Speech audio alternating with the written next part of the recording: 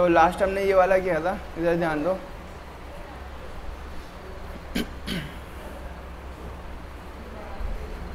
हम जो है यहाँ से मेन फंक्शन से शुरुआत करते हैं और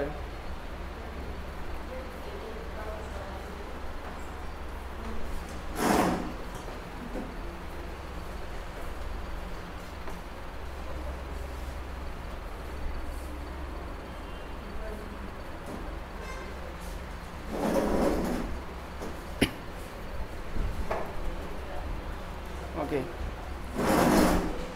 मेन फंक्शन से हम यहाँ से जो है स्टार्ट करते हैं और मेन फंक्शन में सबसे पहले हमें जो है रिटर्न टाइप आपको देना होता है।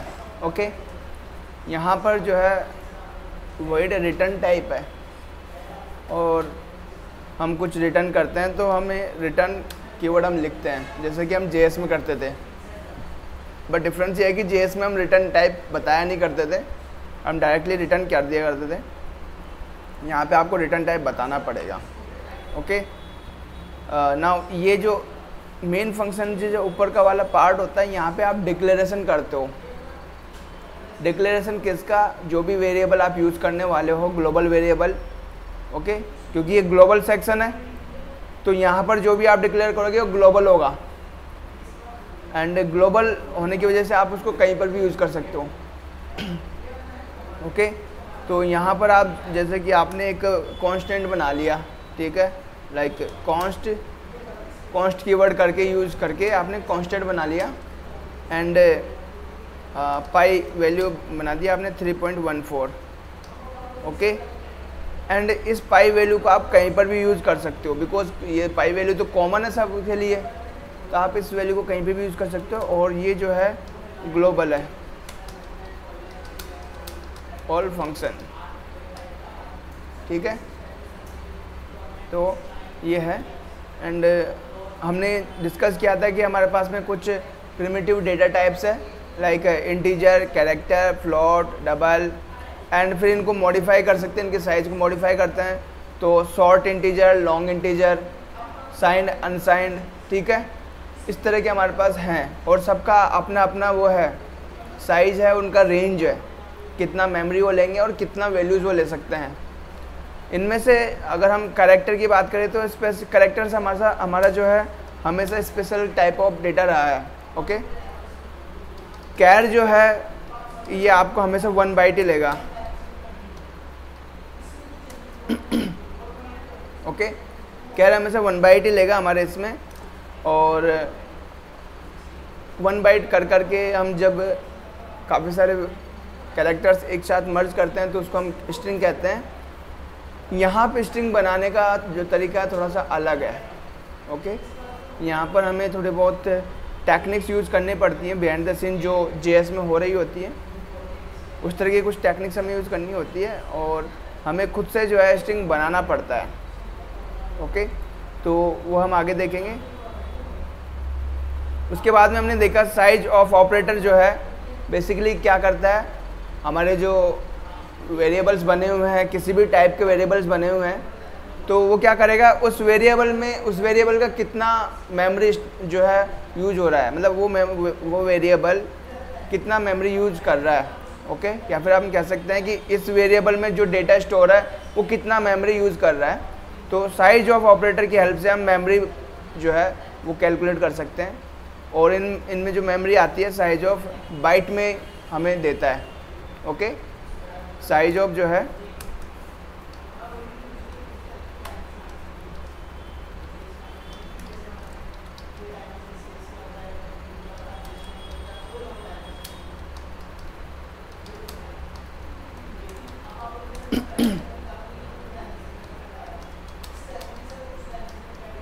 तो ये बाइट्स में आपको वैल्यू देगा।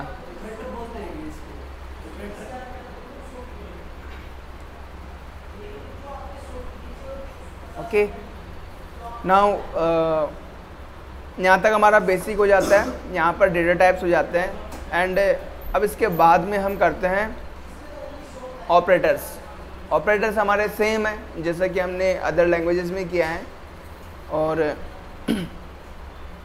यहाँ पर हम नया फाइल बनाते हैं। वैसे तो हमारे पहले से ही जो है ऑपरेटर्स बने हुए हैं और उनका जो है पीडीएफ्स भी बनी हुई हैं, तो हम पीडीएफ्स को ओपन करते हैं और उन सभी को डिस्कस करेंगे, क्योंकि मुझे नोट्स बनाने पड़ेंगे नहीं, क्योंकि नोट्स पहले से बने हुए हैं और ये सभी मैं आपको शेयर कर दूंगा।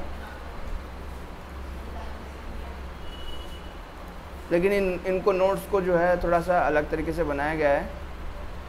और यहाँ पर हम करते हैं C C C plus plus सी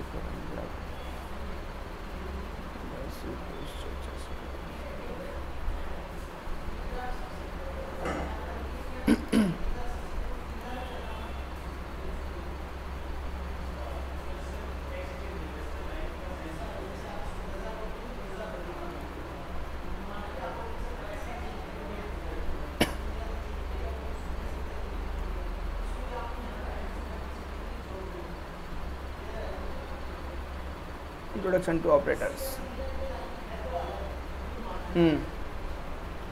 यहाँ पर काफ़ी सारे ऑपरेटर्स हैं, रिलेशनल ऑपरेटर, लॉजिकल ऑपरेटर्स, इन सभी का हमने किया हुआ है।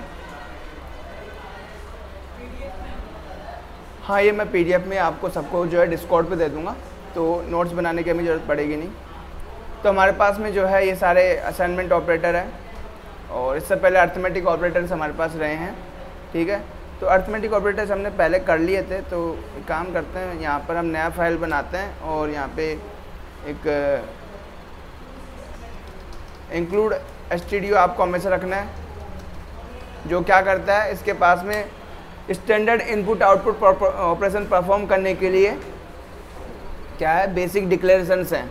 ओके, डिक्लेरेशंस मतलब जो भी फंक्शंस या वेरिएबल्स यूज़ करने वाले होंगे हम, उनके डिक्लेरेशन इस फाइल के अंदर स्टोर्ड है। नाउ अब क्या कर रहे हैं हम यहाँ पे, सबसे पहले तो आपको वॉइड फंक्शन बनाना, जब भी आप नया फाइल बनाओ वॉइड फंक्शन बनाना है। और यहाँ पे बिकॉज आप वॉइड लिख रहे हो तो आपको रिटर्न लिखने की ज़रूरत नहीं है यहाँ पे, अदरवाइज आपको हमेशा रिटर्न लिखना पड़ेगा। नाउ यहाँ पे हम क्या करने वाले हैं,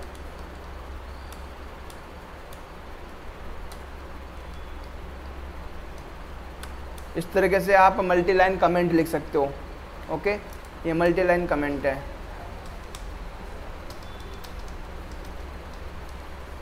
नाउ यहाँ पे आप क्या कर रहे हो, सबसे पहले अर्थमेटिक ऑपरेटर,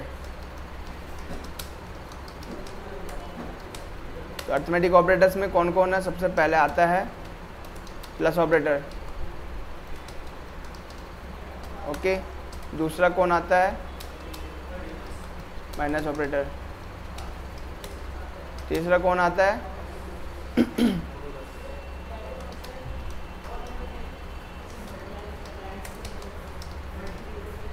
और फोर्थ है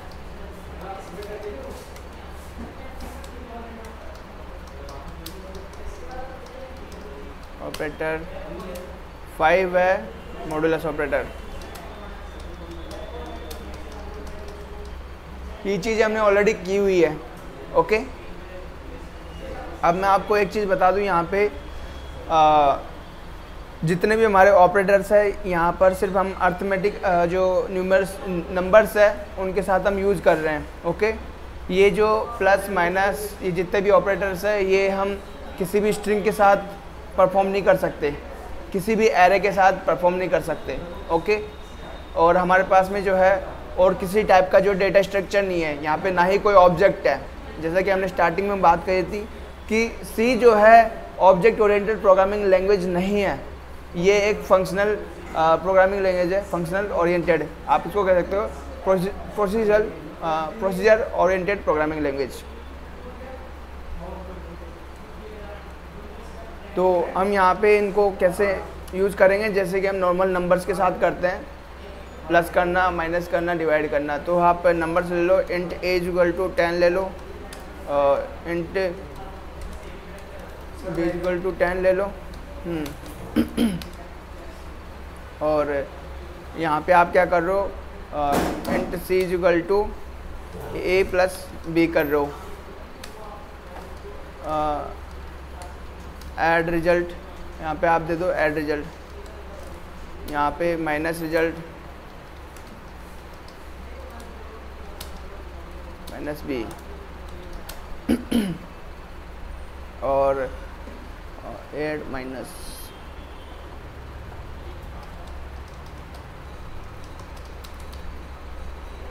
ए डिवाइडेड बाई बी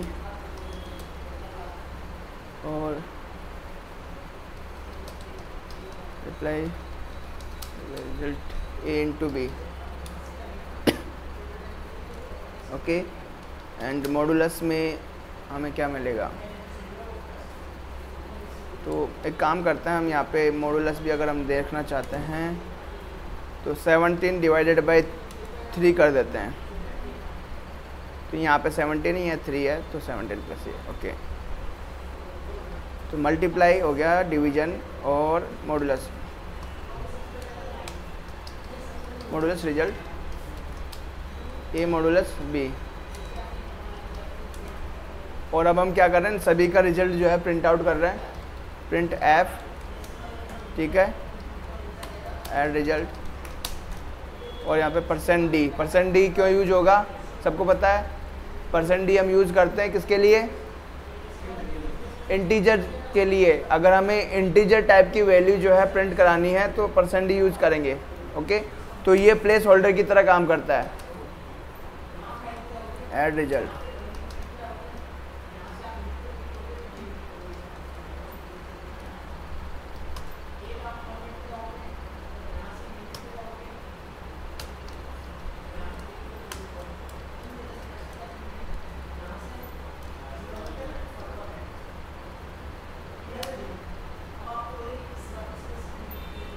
यहाँ पे आ गया माइनस रिजल्ट,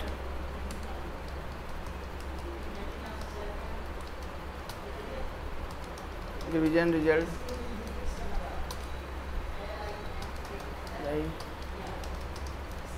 मल्टीप्लाई रिजल्ट, और ठीक है। एंड अब इसको हम सेव कर लेते हैं। सर इस साइड चेंज नहीं करोगे, परसेंटेज 20 से पहले नहीं, क्योंकि हम सभी को एज ए परसेंटेज डी ही प्रिंट करवा रहे हैं अभी के लिए। फिर हम चेंजेस देखेंगे क्या क्या दिक्कतें आ रही हैं, फिर उनको हम वो करेंगे, एडिट करेंगे। ओके, ताकि हमें समझ में आया कि क्या क्या प्रॉब्लम आती है जब हम फॉर्मेट स्पेसिफायर्स को चेंज नहीं करते या फिर कंपेटेबल फॉर्मेट स्पेसिफायर नहीं रख रहे होते हैं, तो क्या दिक्कत आती है।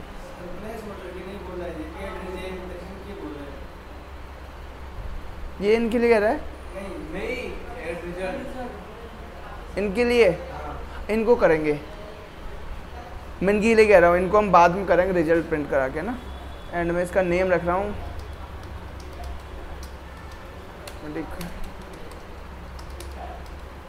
ऑपरेटर सी।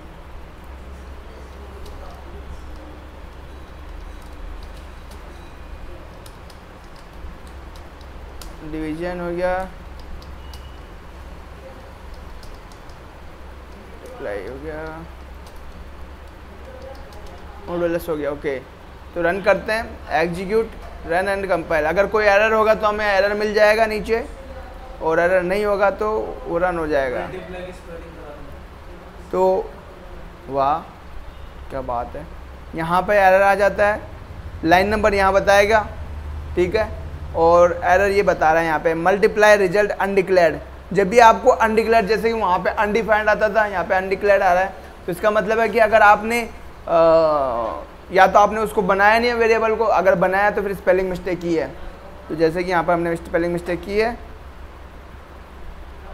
यहाँ पर स्पेलिंग मिस्टेक है,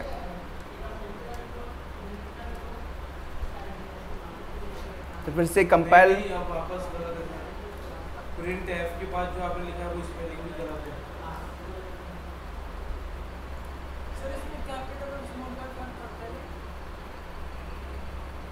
आपने जिस कैश में आपने लिखा है उसी कैश में आपको यहाँ पर लिखना होगा। ओके, और अब ट्राई, अभी एरर बताएगा सर, ये प्रिंट एफ के बाद मल्टीप्लाई की स्पेलिंग गलत है। ओके, अब हमारी दूसरी जो है दिक्कत है हमारा एंटीवायरस। ओके, एक काम करते हैं, क्या नाम से, आप लोग जो है विजुअल स्टूडियो जो है वो इंस्टॉल कर लेना। ओके, हम विजुअल स्टूडियो में काम करने वाले हैं अब, क्योंकि इसमें जो है काफ़ी सारे फीचर्स हमारे कम हैं और इससे चलने वाले प्रोग्राम्स के लिए भी हमारे को प्रॉब्लम होती है। तो हम विजुअल स्टूडियो में चलाएंगे और विजुअल स्टूडियो काफ़ी ज़्यादा जो है पावरफुल टूल है। ओके, तो आप इसमें हर तरह के एप्लीकेशन डेवलप कर सकते हो। और ये एक एडिटर नहीं है, ये कंप्लीट आईडी है, इंटीग्रेटेड डेवलपमेंट एनवायरनमेंट है। ओके, तो जो हम VS कोड काम करते हैं वो VS कोड एक एडिटर है, टेक्स्ट फाइल एडिट करता है वो। ये एक आईडी है, इसके पास में कंपाइलर, इंटरप्रेटर सब कुछ है। ओके, वो कोड है, ये विजुअल स्टूडियो है। तो यहाँ पर हम प्रोजेक्ट बना के काम करते हैं और एक्चुअली होता क्या है, इस पे काम करना हमारा थोड़ा सा सिंपल होता है, काफ़ी इजी होता है, लेकिन फिर भी उसमें क्या है कि कुछ ऐसी चीज़ें इंस्टॉल की हुई है लाइक स्पेलिंग एरर वाली, ठीक है। और अगर कोई एरर होगी तो वो हमें दिखा देगा, जैसे कि VS कोड में हमें दिख जाता है एरर, वैसे वो दिखा देगा। एंड हम यहाँ पे एक नया प्रोजेक्ट बना रहे हैं, क्रिएट न्यू प्रोजेक्ट। और यहाँ पर हम कंसोल एप्लीकेशन बनाएंगे। कंसोल एप्लीकेशन में आपको हमेशा कंसोल एप्लीकेशन करना है। आप लोगों के लैपटॉप भी चल जाएगा, शायद आपके भी नहीं चलेगा, क्योंकि ये जो है थोड़ा सा हैवी सॉफ्टवेयर। तो आप 2019 इंस्टॉल करके देखना एक बार, हो सकता है वो चल जाए। तो हम यहाँ पे इसका नेम रख रहे हैं सी बिगिनिंग, सी प्रोग्रामिंग रख लेते हैं, प्रोग्रामिंग। और ठीक है, क्रिएट।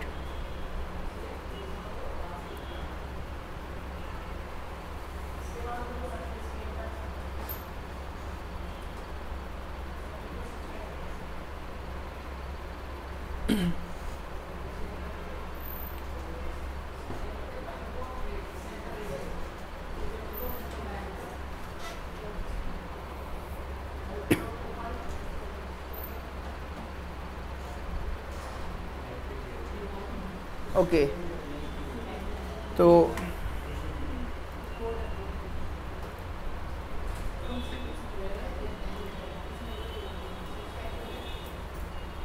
इसका थीम इस तरीके का है और इसमें काफ़ी सारे एक्स्ट्रा फीचर्स हैं। तो मैं इसको रिप्लेस कर रहा हूँ हमारे उससे। और इसमें जो है कलर कोडिंग भी हमारे को मिलती है और कुछ एक्स्ट्रा चीज़ें मिल जाती है। तो मल्टीप्लाई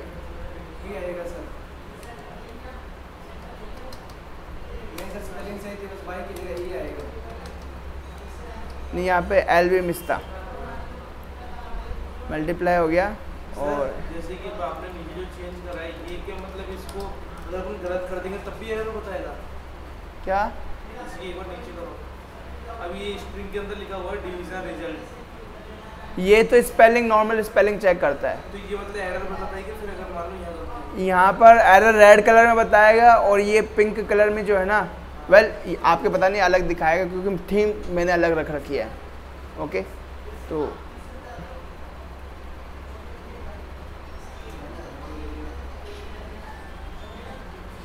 यहाँ पे जो है हाँ, तो इसको हम रन करने वाला हैं और यहाँ से आप इसको रन करते हो लोकल विंडो डिबगर। और अब हमारे को जो है कोई प्रॉब्लम नहीं आएगी, इसको हम बंद कर देते हैं। और थोड़ा सा फर्स्ट टाइम में टाइम लेगा।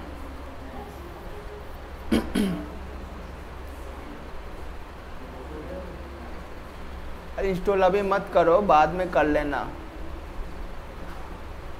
पहले इसको सीख लो। और इतना टाइम क्यों ले रहा है?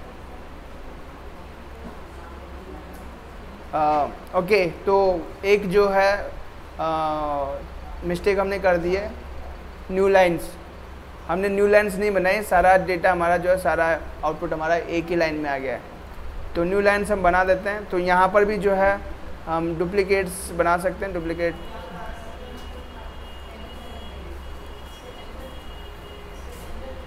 /n।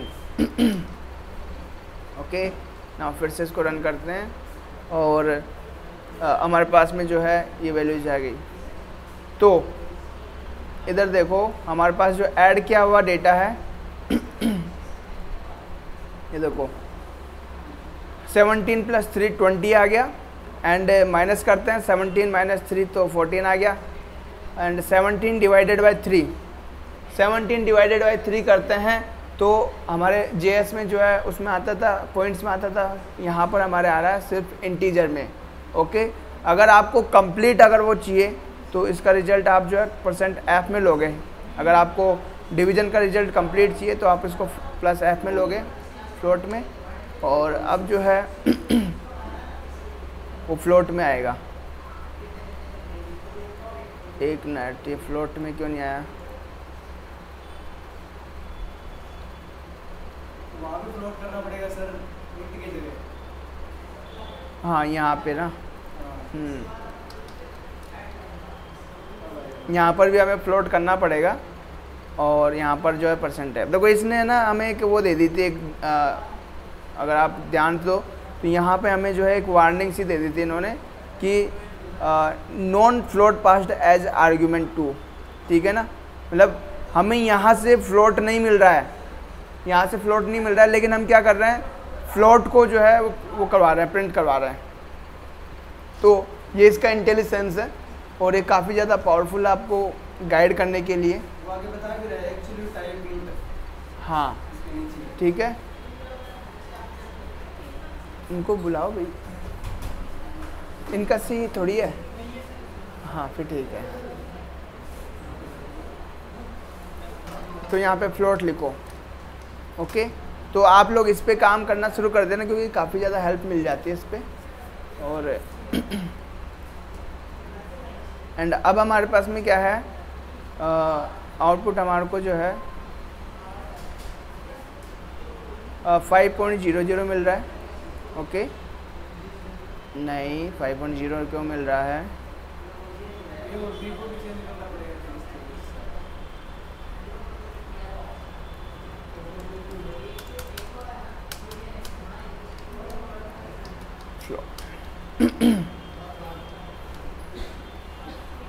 टाइप कन्वर्जन बहुत करना पड़ता है इसमें। ओके, तो ये होता है टाइप कास्टिंग, ठीक है। टाइप कास्टिंग का मतलब होता है कि हमारे पास में एक डेटा टाइप है, उसको दूसरे डेटा टाइप के अंदर कन्वर्ट कर रहे हैं। ओके, ये हम जो है काफ़ी बार कर चुके हैं, पाइथन में भी कर चुके हैं, और जावास्क्रिप्ट में भी हम कर चुके हैं। तो जावास्क्रिप्ट में जो है जब भी कोई ऑब्जेक्ट हम बनाते थे और उस ऑब्जेक्ट को हम प्रिंट करते थे, तो प्रिंट करते वक्त वो ऑटोमेटिकली स्ट्रिंग में कन्वर्ट हो जाता था। तो वो टाइप कास्टिंग है, मतलब उसका एक स्ट्रिंग रिप्रेजेंटेशन होता था। इसी तरीके से यहाँ पर जो है हमारे पास जो a है, अगर a इंटीजर है बट उसको फ्लोट में कन्वर्ट करना है, तो उसके आगे आपको ब्रैकेट में फ्लोट लिखना पड़ेगा। ओके, और वो ऐसा इसलिए है बिकॉज ये वैल्यू जब फ्लोट में होगी तो हमारा आउटपुट जो है ऑटोमेटिकली फ्लोट में जनरेट हो जाएगा। ओके, जैसे ये वैल्यू फ्लोट में होगी तो आउटपुट हमेशा फ्लोट में जनरेट हो जाएगा, तो हमें आउटपुट क्या मिलेगा, फ्लोट में मिलेगा।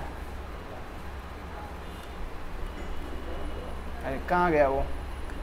अच्छा, आउटपुट बंद कर दिया हमने, ये रहा। ओके, तो यहाँ पर हम नोट लिख लेते हैं। Note if variable a and b are both int type, जैसे कि यहाँ पे हमारा स्पेलिंग मिस्टेक है, तो यहाँ पे उसने हमें दे दिया and int type, then it will only return result as integer. Okay, to get in float हमें क्या करना होगा, हमें convert a into b into float by using explicit type casting। Explicit का मतलब है कि आप खुद को जो है बताना पड़ेगा। ओके, वो अपने आप नहीं होगा। दो टाइप की कास्टिंग होती है, ठीक है। टाइप कास्टिंग दो टाइप की होती है। पहला होता है इम्प्लिसिट कास्टिंग, दूसरा होता है एक्सप्लिसिट कास्टिंग। इम्प्लिसिट कास्टिंग खुद होती है ऑटोमेटिकली, इम्प्लिसिट कास्टिंग आप खुद बताते हो मैनुअली। ओके, तो एक्सप्लिसिट जो नेम पड़ा है इसका वो इसी वजह से पड़ा है बिकॉज हम खुद स्पेसिफाई कर रहे हैं उसको कि आप इसमें कन्वर्ट हो गए, है ना। इम्प्लिसिट में उसको जो सूटेबल लगेगा उसमें वो कन्वर्ट होगा। ओके, तो हम यहाँ पे ए को जो है फ्लोट में कन्वर्ट कर रहे हैं ताकि उसका रिजल्ट जो है फ्लोट में है, और हम यहाँ पे फ्लोट ले रहे हैं। ओके, अब इसका आउटपुट हमें फ्लोट में मिल रहा है। ठीक है, नाउ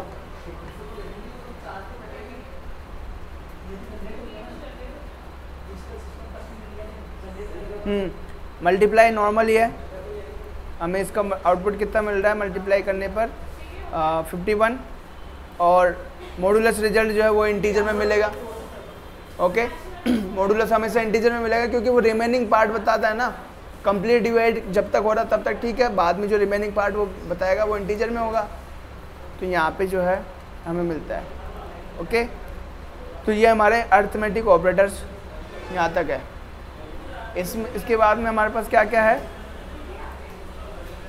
नया फाइल बना लेते हैं यहाँ पे। तो अब यहाँ पे क्या होता है, जब आप प्रोजेक्ट पे काम कर रहे होते हो, मतलब मतलब आप फाइल तो सिंगल ही बना रहे हो, लेकिन एज ए प्रोजेक्ट के अंदर सिंगल फाइल बना रहे हो। तो ये आपका सॉल्यूशन एक्सप्लोरर होगा। जब आप फर्स्ट टाइम डाउनलोड करोगे, इंस्टॉल करोगे, तो आपका ये लेफ्ट में मिलेगा, राइट में मिलेगा। ये हमने लेफ्ट में कर रखा है। इसमें हमारा सोर्स फाइल है, ये वाला, ये हमारा फाइल है, ये हमारा फाइल चल रहा है। ओके, इसमें हम एक और फाइल बना रहे हैं नया।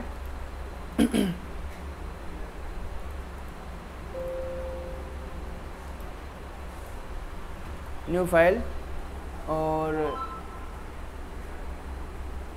यहाँ से हमें सी फाइल चाहिए, C++ फाइल नहीं चाहिए, हमें सी फाइल चाहिए। और ये भी C++ फाइल है, तो इसको भी रीनेम करना पड़ेगा।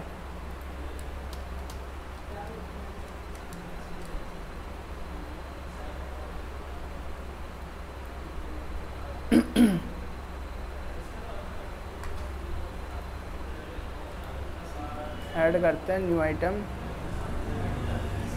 और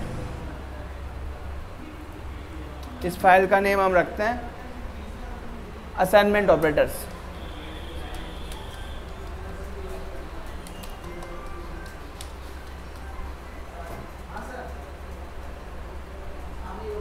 ऐड। ओके, नाउ अब क्या करेंगे, हम इस फाइल को प्रॉपर्टीज़ में जाके यहाँ से इसको नो कर देना है, बस जो पुरानी वाली फाइल है, सॉरी यस कर देना है। सॉरी, एक मिनट, गलत कर दिया हमने, इसको करना था।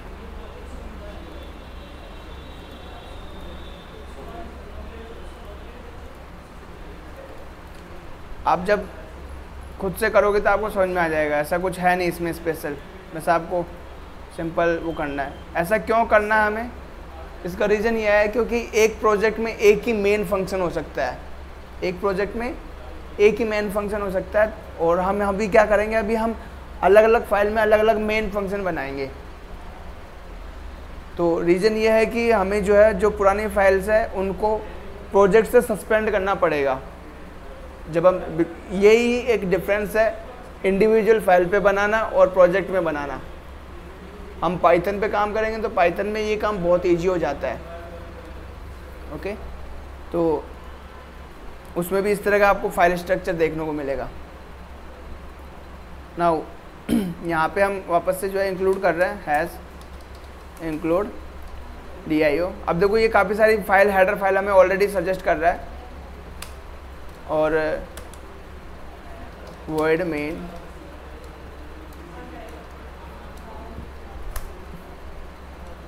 और यहाँ पे हम दे रहे हैं क्या,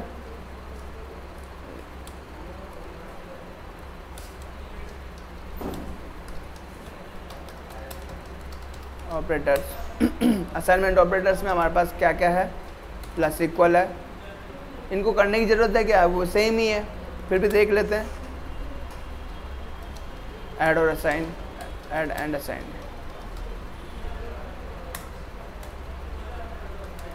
माइनस इक्वल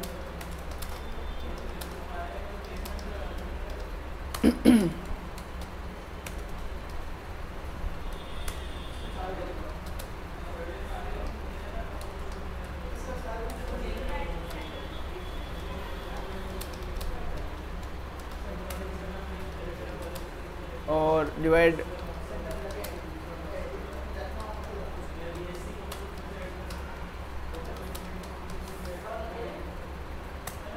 और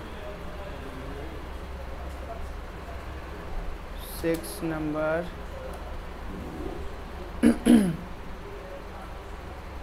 अच्छा ओके, यहाँ पे हमने लगाया ना ये, तो अब ठीक है। हाँ हमने गलत लगा दिया था। एंड अब बचा है मॉडुलस इक्वल,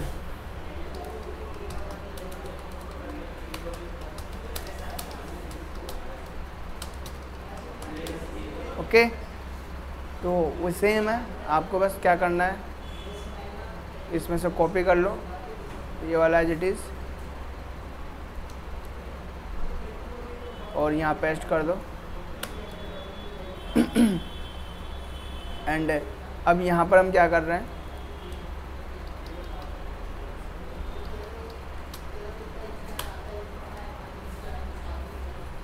इसको हम हटा रहे हैं यहाँ से, ओके। हम सीधा सीधा यहाँ पर ऐड कर रहे हैं a plus equal B, okay, a plus equal B, तो जो भी a की वैल्यू होगी वो यहाँ पे आ जाएगी, ठीक है। अब यहाँ पे a अपडेट हो रहा है, क्या अपडेट हो रहा है, a अपडेट हो रहा है, एडिंग b इंटू a और from a,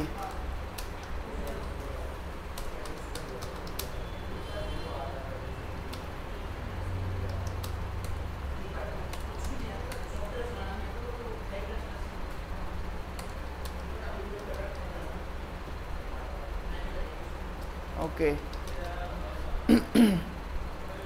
a minus equal b, इसमें तो कोई कंफ्यूजन नहीं है ना, सिंपल है। मैंने कल भी पूछा था, मुझे लगा था कि सिंपल है, लेकिन कई लोगों को नहीं आया था। a less than b, a less than 10 हमने कल किया था। तो मुझे बताओ क्या हो रहा है यहाँ पे, और क्या होगा,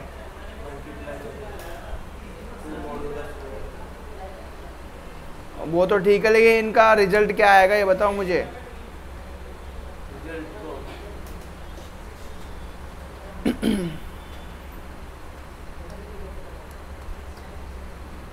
हाँ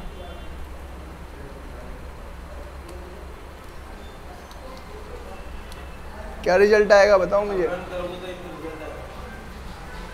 मुझे एक बार देखना है कि क्या रिजल्ट आएगा यहाँ पे। और इसको इसके अंदर है ना, फ्लोट के अंदर ए को मैं यहाँ पे फ्लोट बना रहा हूँ,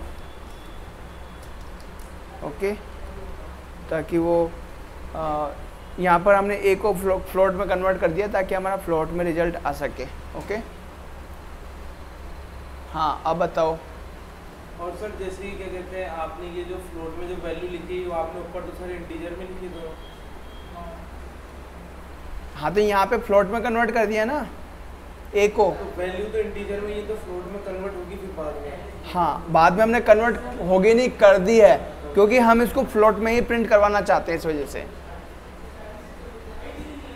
अभी थोड़ी देर पहले बताया ना कास्टिंग, टाइप कास्टिंग, वो ये वही सर सेम हो जाएंगे, प्लस हो जाएंगे, वो नीचे माइनस हो जाएगा, वो मॉडुलस हो जाएगा। मुझे कौन बताएगा एक्चुअल रिजल्ट इनका, बानू? जितना आता है उतना बताओ भैया।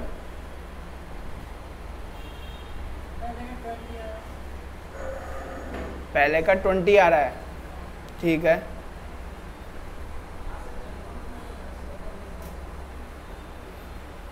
दूसरे का कितना आ रहा है? हाँ 15 आएगा, 14 आएगा, 14 आएगा तो कितना आएगा? 17 आएगा। क्यों आएगा 17? क्योंकि अब ए का मान 20 हो चुका है। ए का मान 20 हो चुका है। अब कुलदीप नेक्स्ट क्या होगा?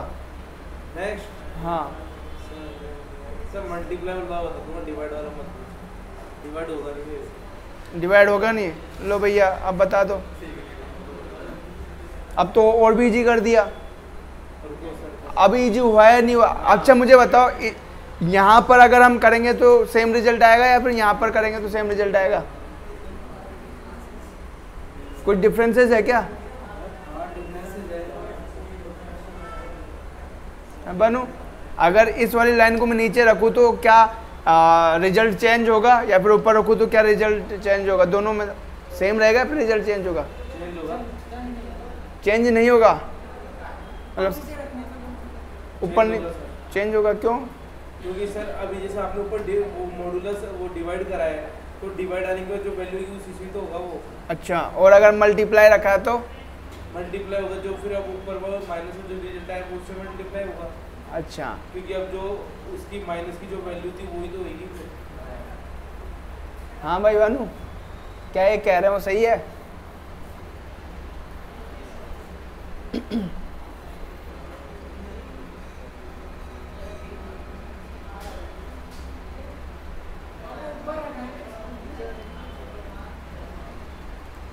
जूम करना है क्या? और जूम करना है?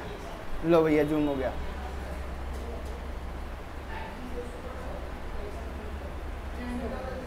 चेंज होगा? क्या चेंज होगा? क्या आएगा फिर यहाँ पे रिजल्ट?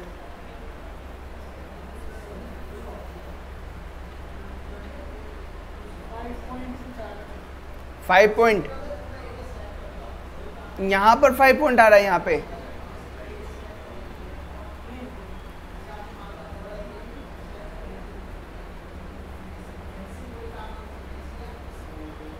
कितना आएगा यहाँ पे?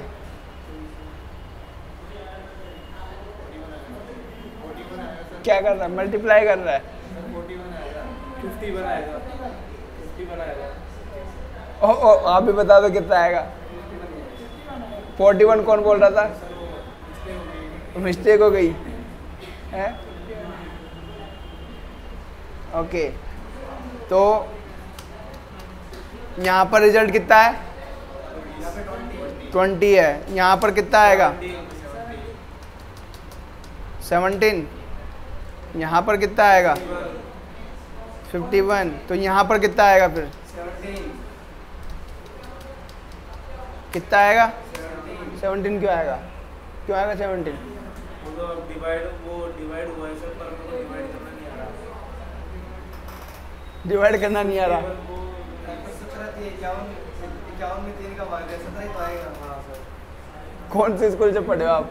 अरे नहीं सर, डिवाइड भी कंफ्यूजन हो जाता है इतना बड़ा। डिवाइड में और इसमें मॉडुलस में दिक्कत आती है। मल्टीप्लाई प्लस माइनस आते हैं। 17। अब कितना आएगा? 0.51 आएगा, ये कह रहे हैं ऐसे। 0.51 आएगा। अब 2 आएगा आंसर सर। 2 आएगा। 2 क्यों आएगा? क्योंकि इसको मॉडुलस कराया ना, तो वो तो उससे क्या हो गया? 3 से कराया ना 17 को। मुझे बताओ करके कैसे हुआ है? वो भी हो गया। वो सिर्फ करके दे। कैलकुलेटर में नहीं मिलेगा रिजल्ट। कैलकुलेटर में परेशान हो जाओगे।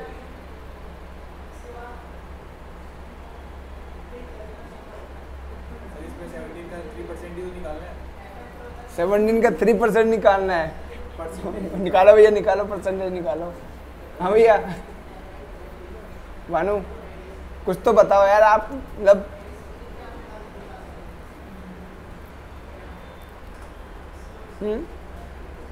क्या हुआ? अभी तक कैलकुलेटर फेल हो गया क्या?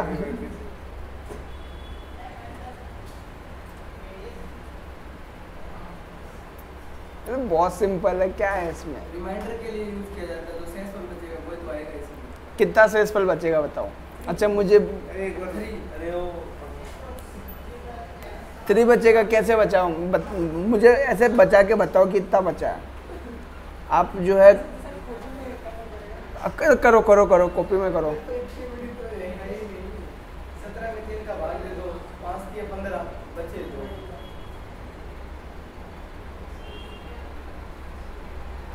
सही है। सही कह रहा है? आप कब कहोगे फिर सही? मैं सर वो परसेंटेज निकाल रहा हूँ। वाह। तो इसका आउटपुट आया 2। चलो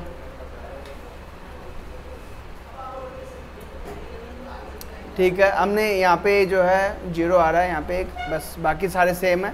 20, 17, 51 और 2। ये हमारे जो है फॉर्मेट स्पेसिफायर की वजह से हो रहा है।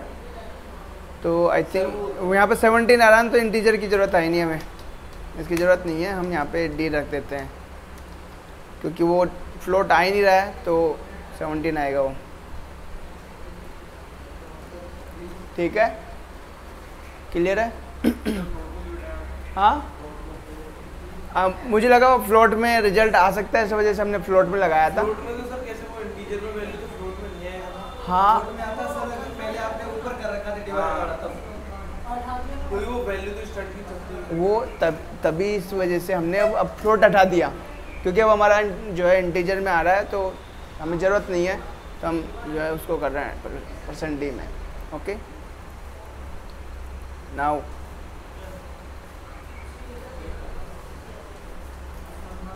थोड़ा टाइम है आपका भी।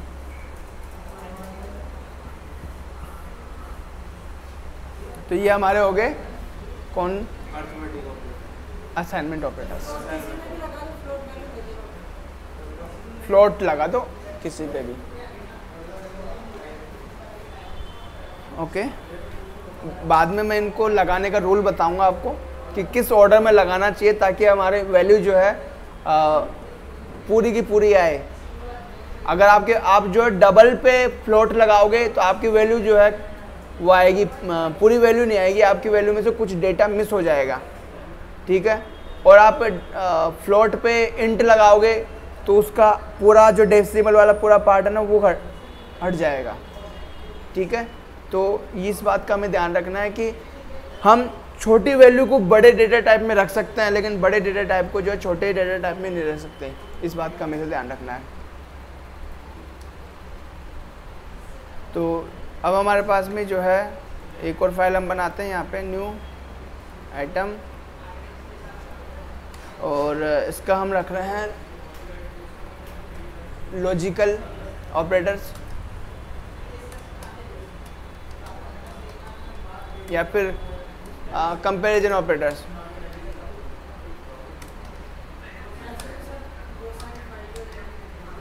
तो हो जाने दो, तो फाइलें, क्या दिक्कत है?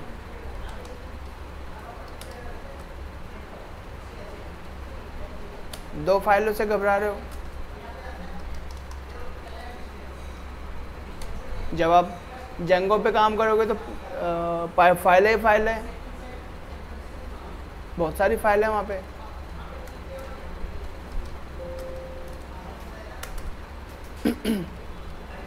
तो यहाँ पर हमने एक void main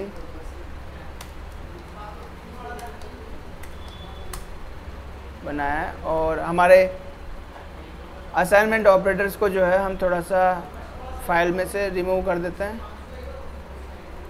यस, ठीक है, और हमारे पास नाउ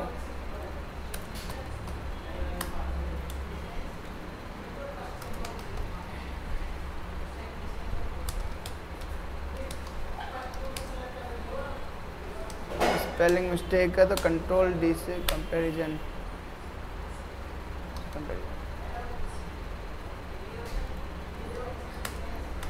कंपैरिजन ऑपरेटर में जो है सबसे पहले आता है कौन सा? Equal equal.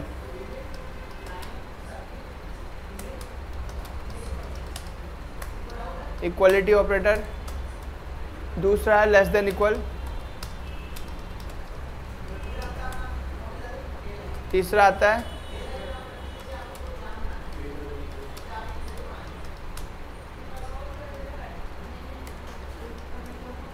इक्वल, फोर्थ कौन सा है, लेस देन, फिफ्थ कौन सा है, ग्रेटर देन। ओके, तो ये हमारे पास है, इनको बताना है क्या, जरूरत है कि बताने की?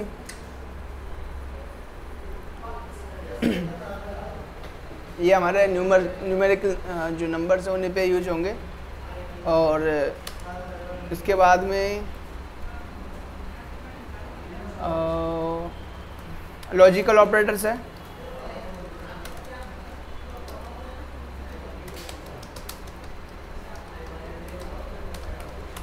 लॉजिकल ऑपरेटर्स में है पहला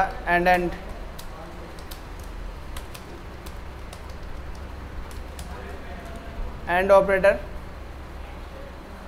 यहाँ पर हमने एक चीज़ मिस कर दी है,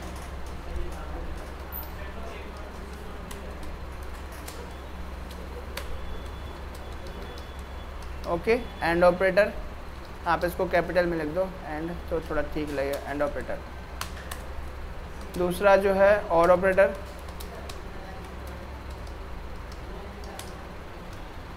और तीसरा है नॉट ऑपरेटर।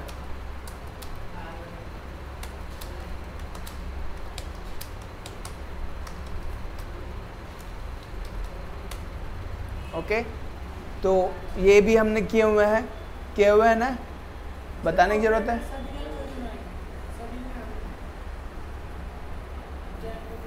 कुछ चेंज हो जाते हैं। जेंगो लैंग्वेज नहीं है, जेंगो पाइथन का एक फ्रेमवर्क है। फ्रेमवर्क बोले तो हम पाइथन ही यूज़ करते हैं उसमें, बट उसमें काफ़ी सारे सेट्स हैं, काफ़ी सारे रूल्स हैं, और कुछ प्री डिफाइंड स्ट्रक्चर बनाया हुआ है, उसके अंदर ही हमें काम करना होता है, उससे बाहर हम काम नहीं कर सकते हैं, ठीक है? इसलिए उसको फ्रेमवर्क बोला जाता है, लेकिन पूरा काम पाइथन के अंदर ही होता है, इसलिए घबराने की ज़रूरत नहीं है। ये ऑपरेटर्स आगे, और कल मैं आपको यही समझाने की कोशिश कर रहा था। पाइथन में जो हम सीखेंगे वही जेंगो में है, हाँ, इससे बाहर नहीं आएगा। बाहर नहीं आएगा, लेकिन जेंगो का खुद का पार्ट भी तो सीखोगे ना आप। जेंगो में किस तरीके से चीज़ें होती है, जैसे कि आप कोई कंपनी में जा रहे हो, आपको कोई चीज़ काम करना आता है, सपोज करो, ठीक है? जैसे मान लो अभी आपको प्रोग्राम लिखना आता है, लेकिन जैसे आप कंपनी में गए तो कंपनी में भी तो उसका एक तरीका होता है काम करने का, आपको प्रोग्राम इसी तरीके से लिखने होंगे, ठीक है? फिर प्रोग्राम आगे फॉरवर्ड करने होंगे, डिस्कस करना होगा, परफॉर्मेंस चेक करना होगा, है कि नहीं? तो उसी तरीके से जेंगो में भी अपने काम करने का एक तरीका होता है, तो उसी के अकॉर्डिंग काम करवाया जाता है। हम वो सीखते हैं जेंगो में कि कैसे काम करना है। लैंग्वेज हमारी पाइथन ही होती है, मतलब कोड हम पूरा पाइथन के अंदर ही लिखेंगे, लेकिन जेंगो का जो काम होगा ना, वो हमें सीखना पड़ेगा कि कैसे कैसे चीज़ें होती हैं। बाकी की इसमें भी सेम वही चीज़ें हैं, फॉर लूप वही तरीके से लिखा जाएगा जैसे जावास्क्रिप्ट में लिखते थे, वाइल लूप, स्विच स्टेटमेंट सारे सेम है। बस चीज़ें ये हैं कि ये लो लेवल लैंग्वेज है, तो काफ़ी सारी चीज़ें हमें जो है खुद से बनानी पड़ेंगी। जैसे कि एरे इसमें नहीं होता है, मतलब एरे होता है लेकिन वो उस टाइप का एरे नहीं होता जैसे कि जावास्क्रिप्ट में होता है, उसमें बहुत सारे मेथड्स हमको मिलते हैं। यहाँ कुछ भी नहीं है ऐसा, यहाँ आपको अलग से लाइब्रेरी यूज़ करनी पड़ेगी या आपको खुद बनाना पड़ेगा, ओके? और तो यहाँ पर आप जो है काफ़ी कुछ एरेज के बारे में और सीख जाते हो कि एरे कैसे काम करते हैं।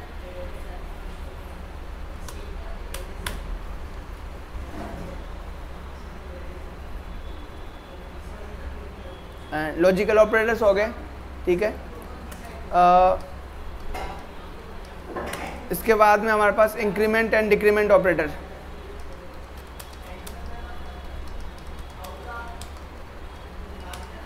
इंक्रीमेंट एंड डिक्रीमेंट ऑपरेटर हमने किए हुए हैं। Increment operator plus plus A plus plus और प्लस प्लस ए किया हुआ है ना ये। दूसरा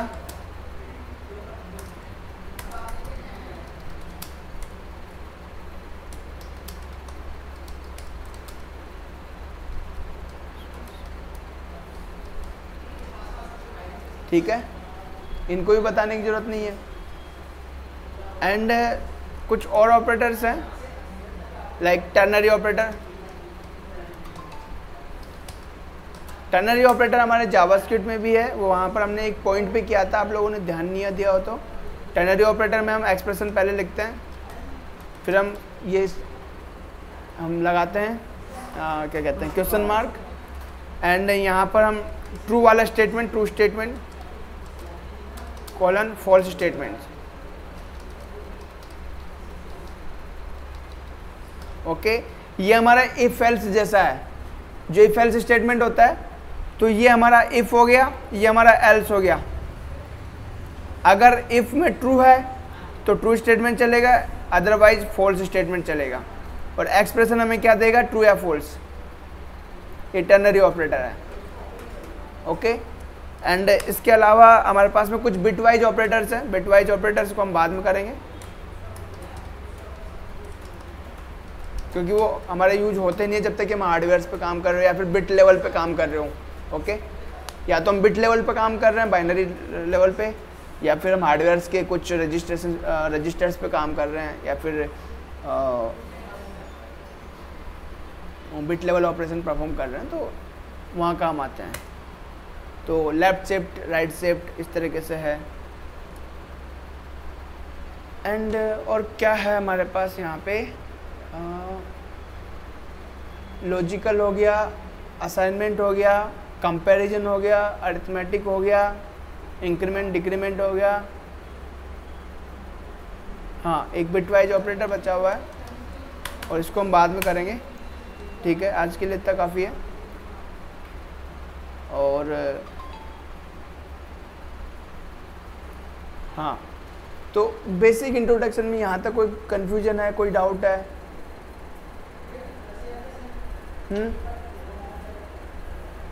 अरे कुछ हो तो बता दो। नहीं है, कल बता देंगे। प्रैक्टिस कर लेना, कल तो आपका जो है प्रैक्टिस कर सकते हो आप आराम से इसको। और